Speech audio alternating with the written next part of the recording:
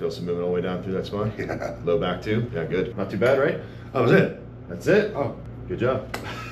I definitely feel something in my low back. Felt that open up Yeah. down there? Good. I felt a little bit in your neck there. Yeah. Yeah. Like I said, we adjusted over there, but now I just decompressed your spine. Everything's compressed this way. You're sitting down all the time. Gravity's pushing down. We just opened everything up. So hopefully it just unjammed that really low segment in your back that is just really great. With disc herniations, L4, L5, I think even L5, S1, it's Oh, there. wow, that was crazy.